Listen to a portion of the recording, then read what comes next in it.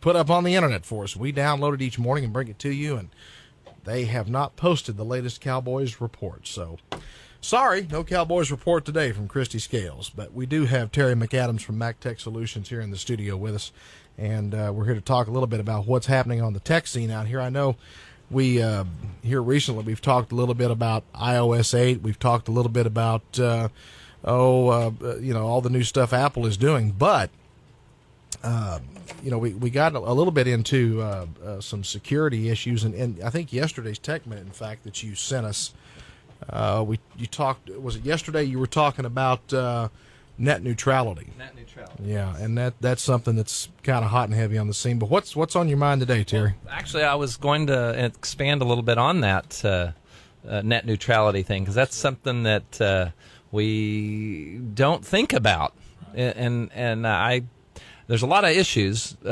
regarding that, as far as depending on the side you're on. If you're a business that's an internet service provider, then you want to be able to tweak everything and be as efficient as you possibly can and all of that. But the internet is not like any other. Well, actually, I do have a good analogy. I think that if the electric companies were allowed to decide what you were able to use your electricity for, I think that would be a bad thing. If they say, well, since you use a lot of, you're a computer guy, we don't want you to have your computer, so we're not going to let you have power for computer or your cell phone or watching movies or whatever it is you like to do. So if the electric company was able to do that, then I don't think that would be a good thing. And you bring up a very interesting point there, because there was some debate about that very thing when the smart meters started coming out, which now here in Wichita Falls, everyone is on a smart meter.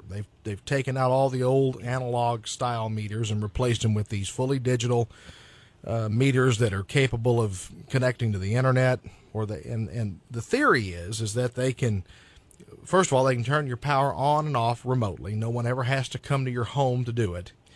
And also they can monitor your electrical use. And in the event of, we went through this a couple of summers ago. Back in 2011, we had that really, really hot summer, and we were seeing brownouts all across Texas.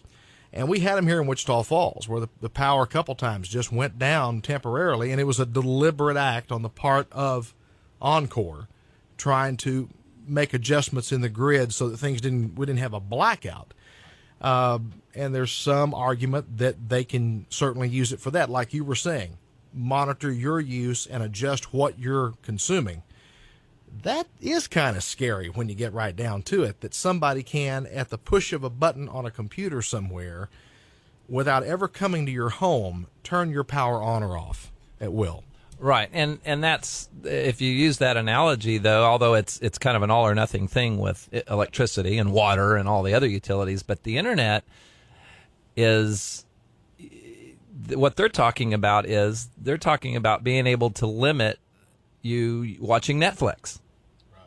Yeah, Netflix is not a big deal probably for a lot of people. That's not a life or death thing, but neither is charging my cell phone necessarily, or using my video games or my whatever. So it gives them a lot more discrete control over what you're doing on the internet, and I don't think that's right. I understand big business. I understand business side of it, but this is a unique thing. Then the government created this, so. Well, I think the big fear is that they're going to use it to regulate speech on the internet. They're going to use it to shut down, for example, if they want to shut down some political speech that they don't agree with, that they're going to do that. I think conservatives are really concerned about this, because there are actually people serving in Congress. There are people, lobbyists in Washington, that are calling for regulation on the internet to shut down conservative speech. I mean, that is happening. That's a real thing that they're looking at right now. It's as nefarious as the gun control lobby. I mean, and I don't know if they're quite as well funded, but they're there. They do exist. Yes, and again, that like on radio, if they theoretically, through the laws, they have the ability to, or they've tried to have the ability to shut down conservative speech with the equal time provision, or where you have to show that if you're on this speech, you got to talk about this just as much as you talk about the other guy. So And that was under the old fairness doctrine. You had to have the point counterpoint thing going on all the time. And thank the Lord for Ronald Reagan. He helped us get rid of that. And in fact, they just recently, the FCC flushed the language of that from the regulations. But there is some school of thought that through something like net neutrality, they're going to bring that back because, like us, I mean, we stream this station on the internet. We reach an audience that is vastly larger than what we could have reached with just terrestrial radio a few years ago. And now we're able to be heard by anyone, anywhere in the world, as long as they've got internet access. And there's a school of thought that they're going to bring back something along the lines of that via net neutrality. Well, I mean, it's what China does. The government actually controls what goes in and out, and so maybe they can't actually receive this program over there. But everything else, though, yeah, you don't want them to tell. You don't want the government or a large company to tell you what you can get, and that's when it comes down to it. I think we're paying the bill. They figure out how to do it. And if they have to charge more, that's great. But just do it. MacTech Solutions here in Parker Square, located between Ganache and Holder's Jewelers. Here, you're open Monday through Saturday. Tell people your hours and how to get in touch with you, Terry. Well, we're at, of course, 2410 Jack Street over here, and if you go to the web, you're going to go to mactech-solutions.com. On Facebook, it'll be MacTech Solutions, Apple Specialist, and then 767-6227.